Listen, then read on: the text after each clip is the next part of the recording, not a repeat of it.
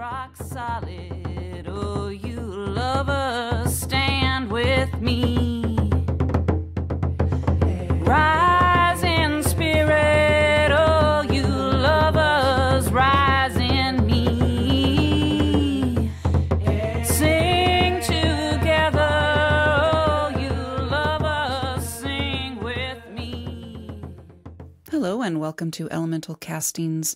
This is Thorn Coyle, and this is my bi-monthly tour through the elements of life.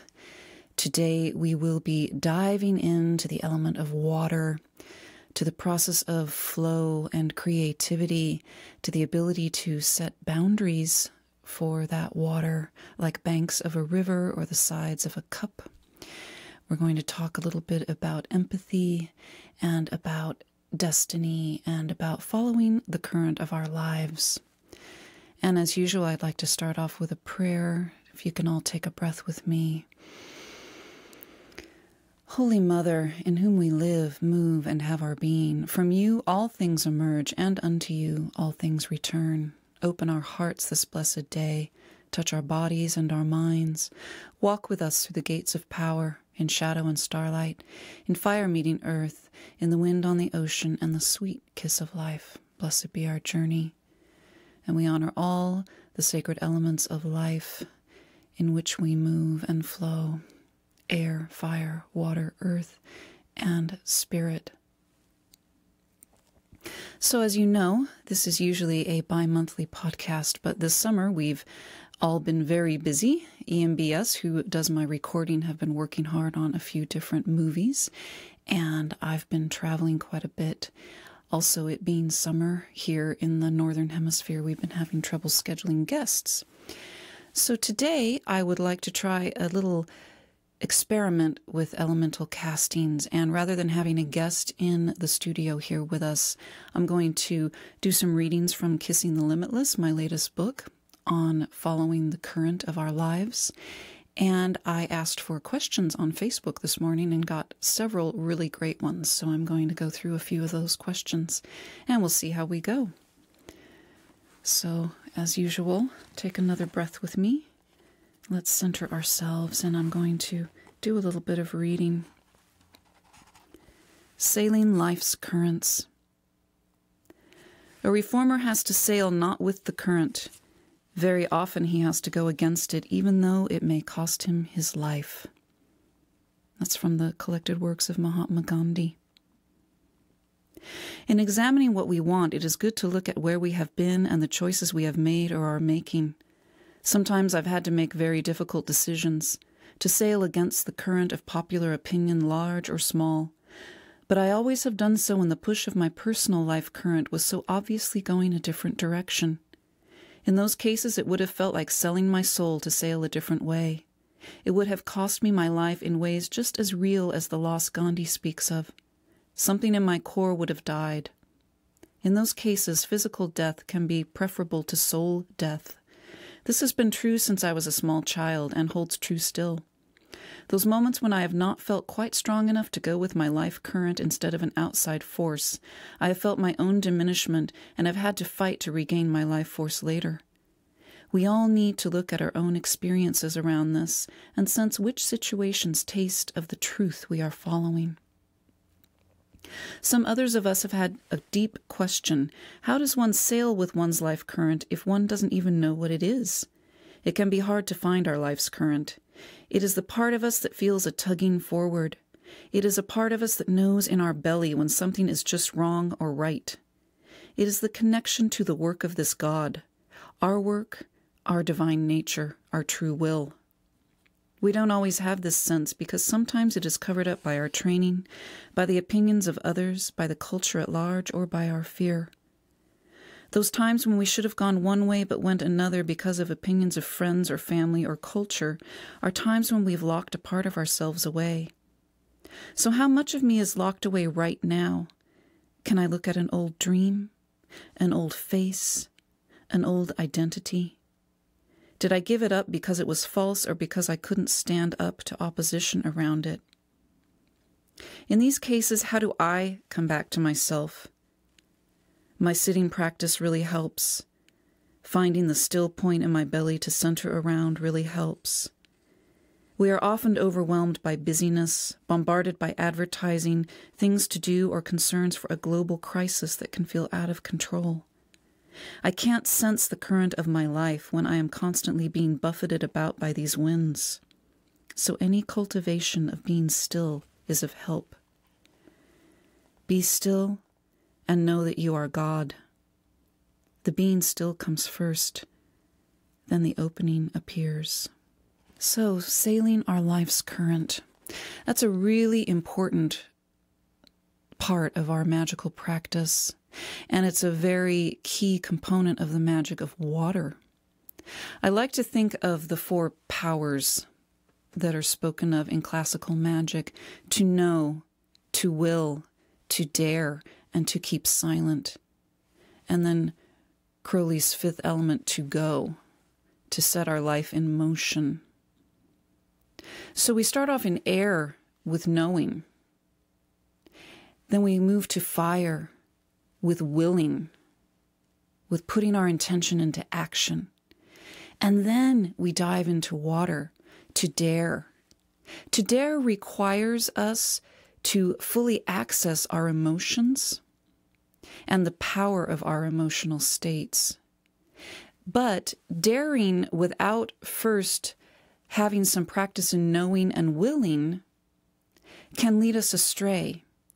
It can lead us to simply be following strong emotions with no discernment, or being buffeted about by other people's emotions without boundaries.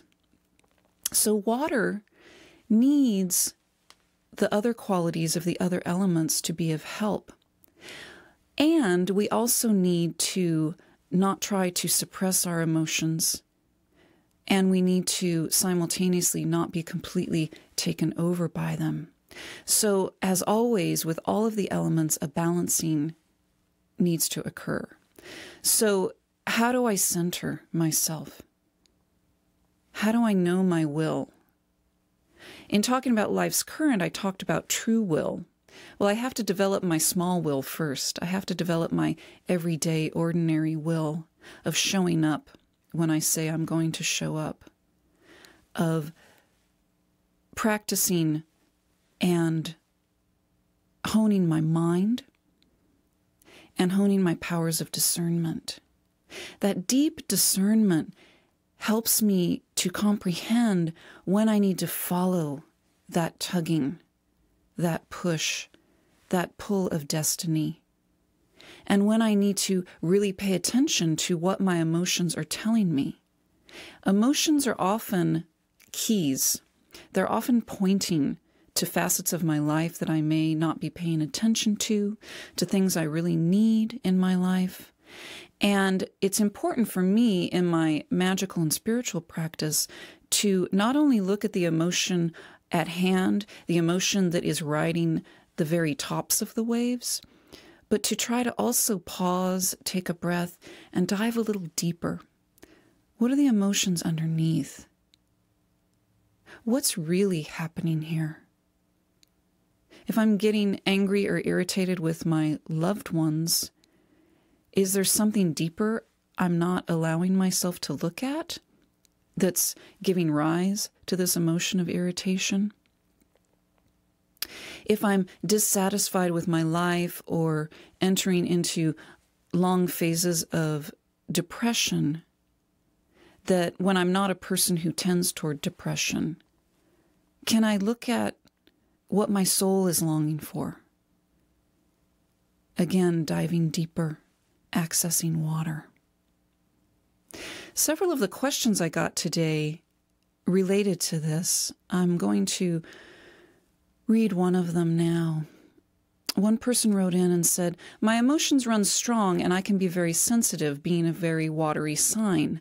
I often forget how to utilize this as a tool for me because I can get stuck in emotional reaction.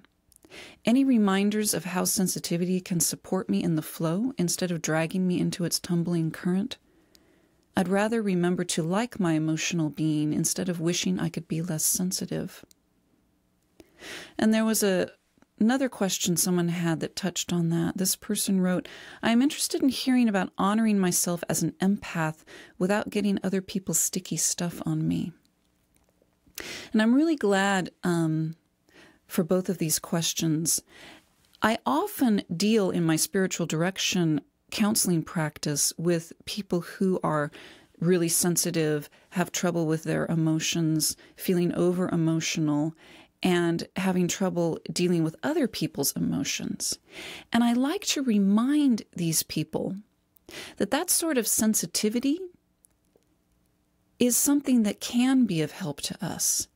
First off, it's a sign that we're psychic. These people tend to be psychics who are what we call empaths. They have deep empathy, and often they just haven't been trained to have clear boundaries. So I like to think of our tool of water in magic, which is the cup, the chalice. The cup is a vessel that holds water and that holds emotion, but it has a clear boundary. It forms the water. It shapes the water. It gives the water a place to live.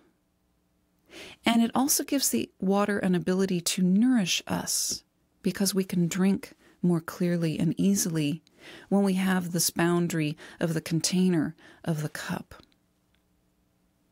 So those of you who feel really highly sensitive are likely just picking up on a lot of energy and input and information from the people around you and from situations around you, even from the natural world around you. Some people are really empathetic towards animals or towards trees or insects. And most of us, of course, are more empathetic towards people because like calls to like.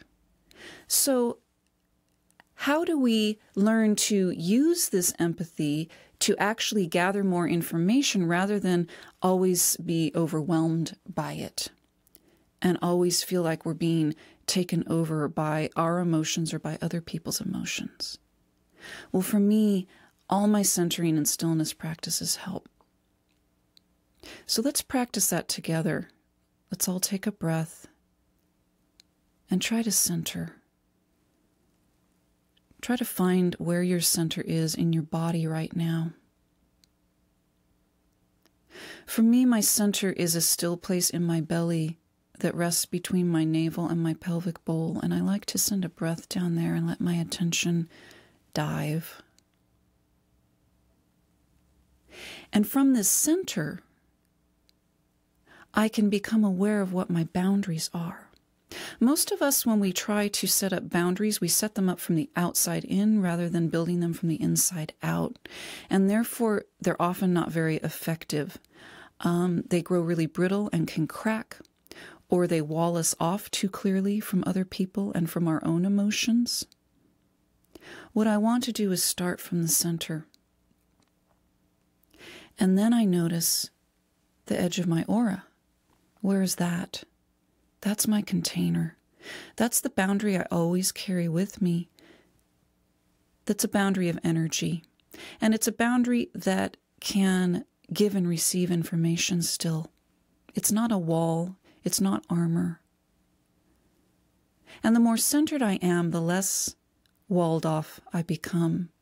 And the more able I am to deal with my emotions and the emotions of others, and the better able I am to be open to my own intuition, which is a very watery, magical component. My intuition enables me to sense how I can best connect with you. It also can enable me to access information that is too subtle for my brain. My brain likes more clear, straightforward information.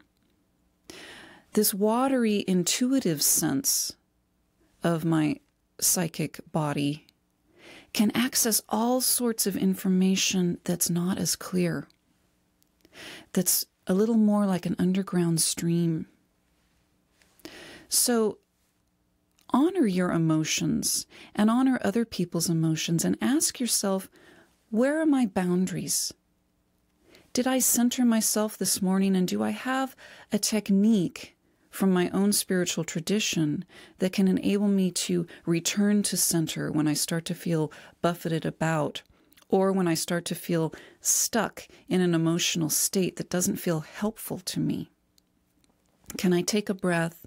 Can I dive into my center? And can I touch my boundary again? And ask myself, what is me here and what is not me? So from this place of water, I can call upon both air and earth, this power of discerning what is mine and what is not mine, and this power of having a strong boundary. And of course, the power of fire, the power of will helps with this too, because in showing up to practice this centering every day, I'm engaging my will. So now now that I've talked a little bit about boundaries and centering, I'd like to talk more about life's current and following the flow. I was talking with friends about this recently because I'm in another phase in my own life and practice and work where I'm really strongly having to follow a current. And this is something I have been using all of my magical tools around for the last couple of years. I've really been doing a lot of meditation, a lot of prayer, a lot of work on discernment. I've also been thinking. I've been engaging my will in different ways, trying things out. I've been listening to those around me, but mostly I've been trying to follow my own divine calling.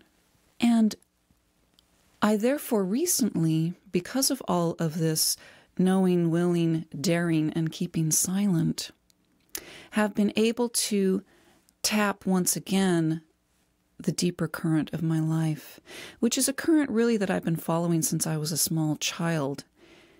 And it's the current of the unfolding of my soul and my divine work in the world. So many of you know that I've been teaching and writing as a part of the fairy tradition for many, many years. And it's been my core tradition, although I also have many influences, including the work of G.I. Gurdjieff, my studies with the Sufis, my studies with the mystics of different traditions, my studies in Thelema and Kabbalah have all influenced me. But mostly, of course, my influence has been my daily spiritual practice, listening to the different parts of my soul and what they need, listening to my guides, to my God soul, and to my contact lux. Now, this has all brought me to realize that this container I've been in, speaking of boundaries and the banks of my river, has become too confining. I need to let the water overflow the banks a little bit. I need a wider boundary for now, for this current that has, because of my years of practice, grown so strong and so clear, overflowed the banks, pushed the boundaries of the tradition I've been working in. And so I had to make a decision that was a difficult decision to stop teaching within the fairy tradition, even though I am still connected to that tradition and I am still an initiate and honor that tradition. So Morning Star Mystery School has been born very clearly that will carry this current I'm carrying, which is the current of my God soul and my work, and all these streams from these different traditions, as well as the stream from my contact lux, whom I carry, which is the current of light and liberation that flows through me and that drives my work. So that's an interesting shift, and it's one that was difficult to make because I knew it was going to disappoint some people and upset some people, and that has turned out to be true. But as always happens when I truly follow the calling of my soul, mostly I have been met with overwhelming love, appreciation, and respect. So this is one way that we know we're in the right current. We may end up with opposition outside at first, but once we dare and we really dive even more deeply into what our soul longs for, the universe steps forward to support us. It may take some time. I've gone through other transitions where I've ended up fighting bitterly with friends. I've lost some relationships, had to dissolve a marriage to continue with my work. None of this was difficult. It's very heartbreaking. But other things around me got easier once I made the choice to truly follow the current of my life, to truly step up to my soul and not listen so much to the outside opposition. So I want to talk about that a little more because I have some questions that came in again this morning on Facebook that I'd like to read to you. So there's questions from two different people that link up. The first is, how do you recognize your own current? How do you stay aligned in that current and not get swept up in the collective current? And the second person said, how do you maintain conscious awareness and concern for the collective current and integrate what is valuable there into your own stream? Both of these are really perceptive and important questions. I'd like us all to just take a breath and sink into those questions for a moment. How do I recognize my own current? How do I stay aligned in that? How can I be concerned with the collective current and integrate some of what is valuable there into my stream and current? So again, I'm always back to showing up for myself, showing up to my gods, showing up for my practice. Without these touchstones and the constant recentering, it's hard to know what is my current as opposed to someone else's desire, as opposed to me falling prey to advertising or whatever the news is screaming at me today. First off, following my own current overall should always feed and support my life force. Whenever I'm trying to do things for other people or at the mercy of any other outside influence, my life force will either be eaten or drained.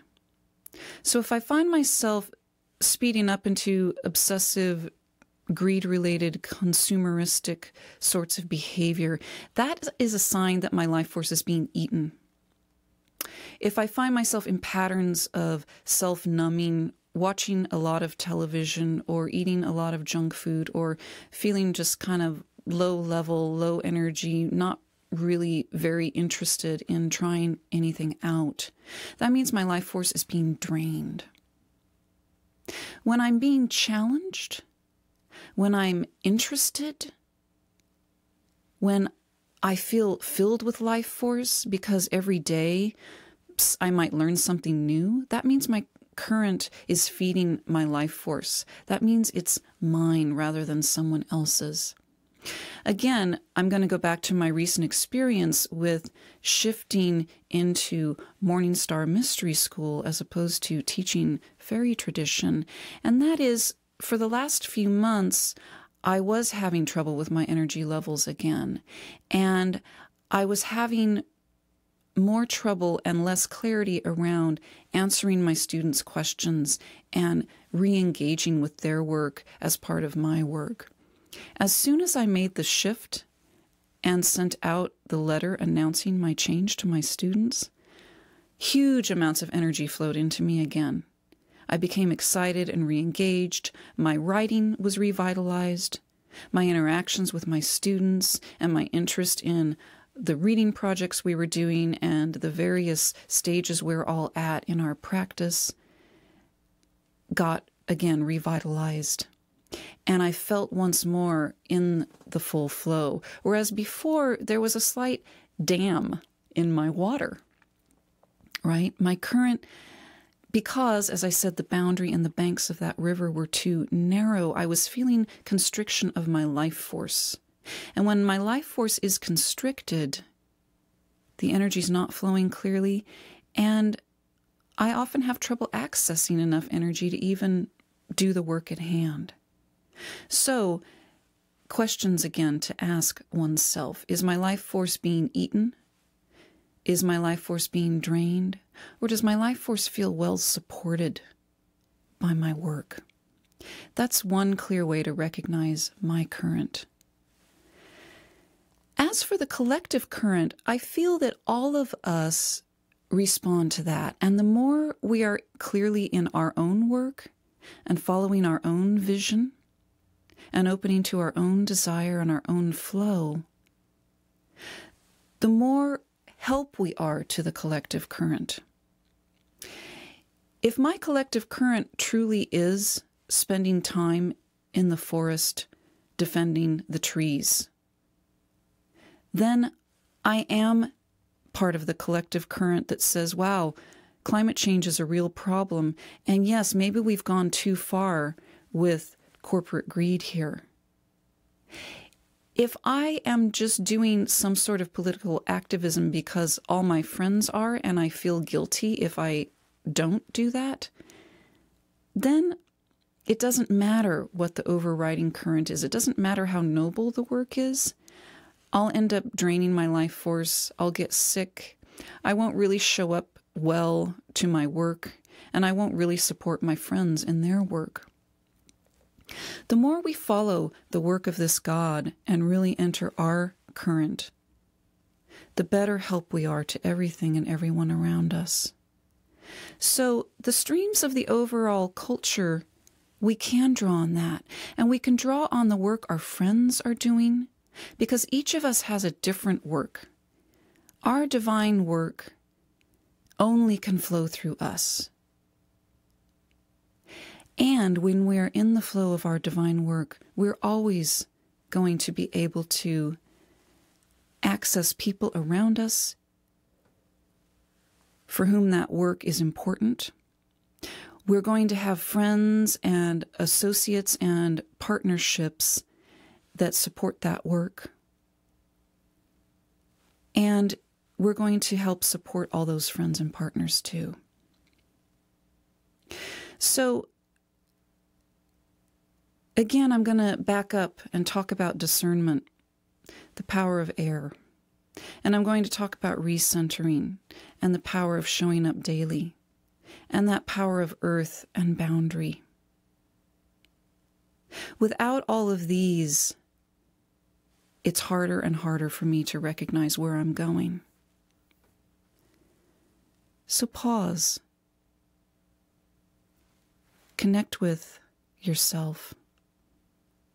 Take a drink of water.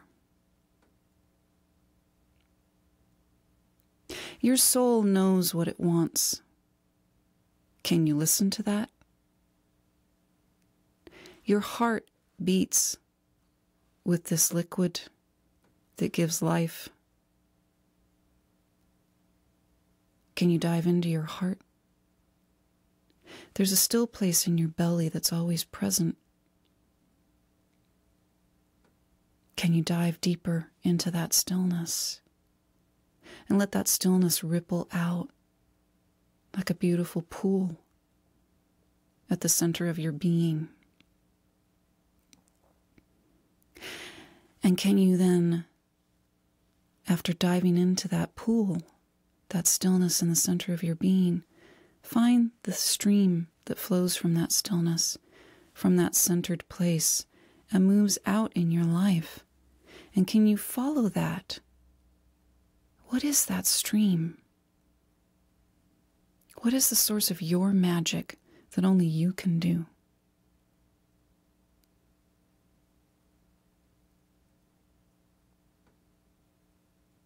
So once again, let's take a breath. And imagine yourself surrounded by water, and let it cleanse you. All the parts of you that feel battered or bruised today, just feel like they're under a clear waterfall. Let it wash away. And I invite you to cup your hands into that waterfall and ask yourself, what do I want right now? and let your hands fill with water and drink down that desire. And let it flow through your whole body.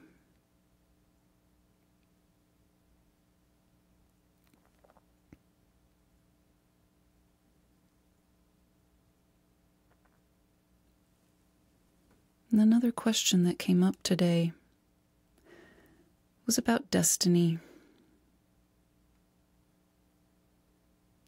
Someone asked, "You have said we are in our own destinational flow.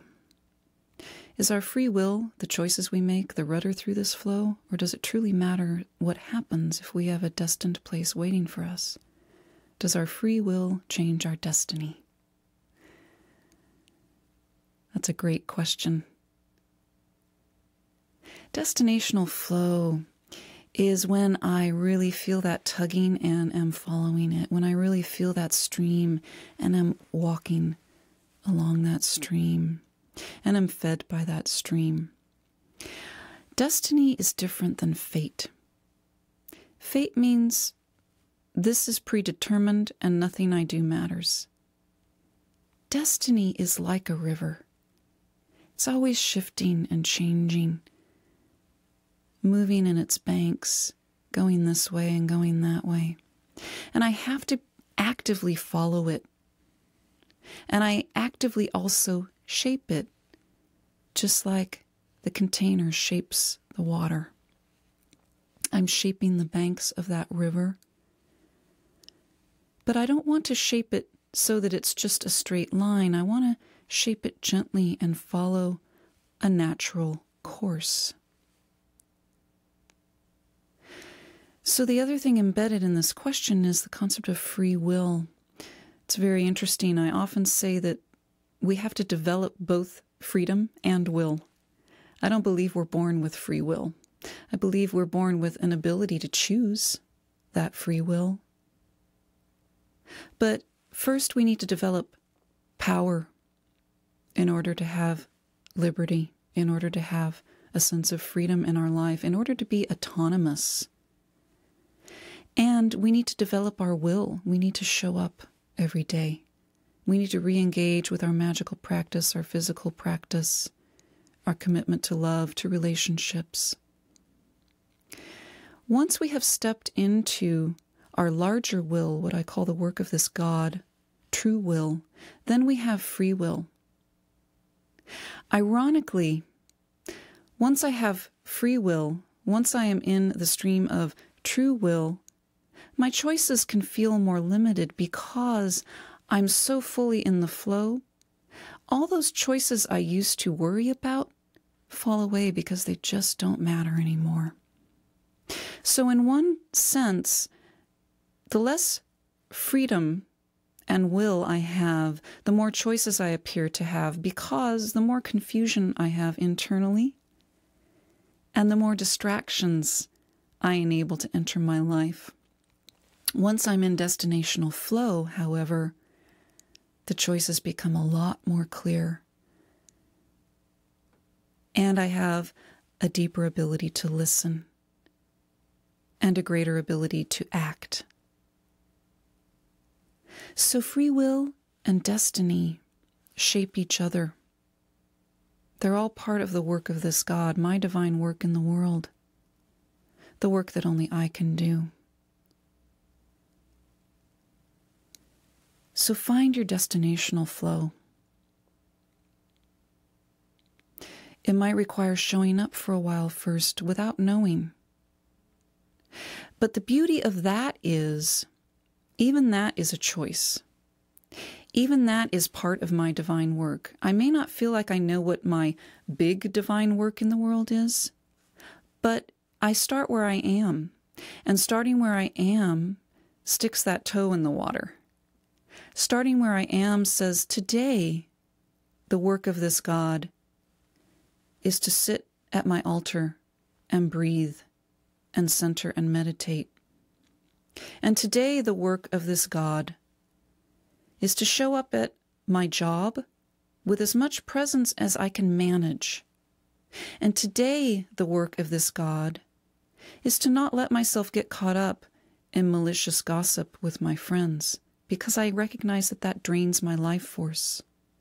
And today the work of this God is to paint that painting, or go to dance class, or go to the gym, or work in the garden, or spend time with my children, or study these sacred texts. The work of this God is always showing up where we are. That's the beginning.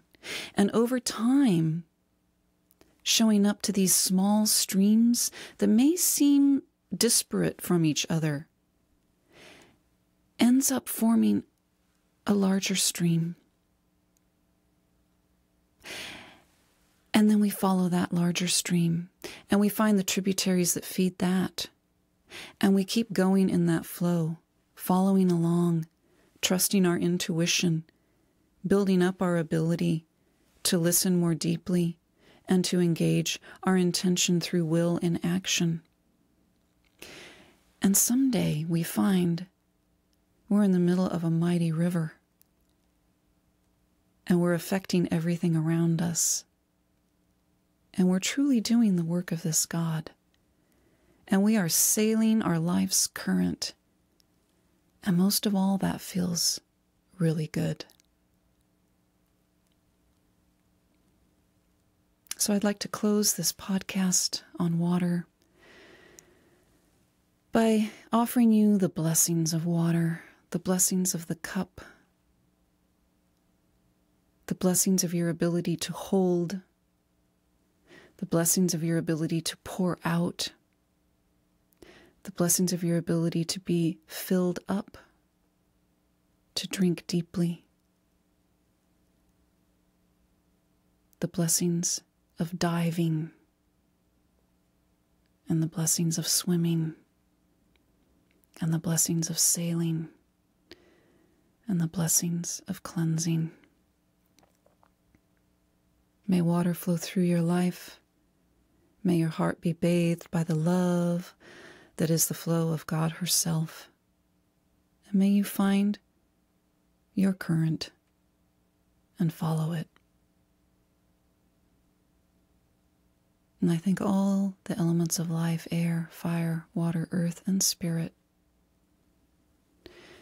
And I say, Holy Mother, in whom we live, move, and have our being, from you all things emerge, and unto you all things return. And again, this is T. Thorn Coyle. My website is thorncoyle.com. That's THORNCOYLE. And the selections I read at the very beginning of the podcast were from my latest book, Kissing the Limitless. And I invite you to check out my website because I have some new classes on board and a lot of different events coming up around the country and in Europe on my calendar section. Blessed be. And rock solid.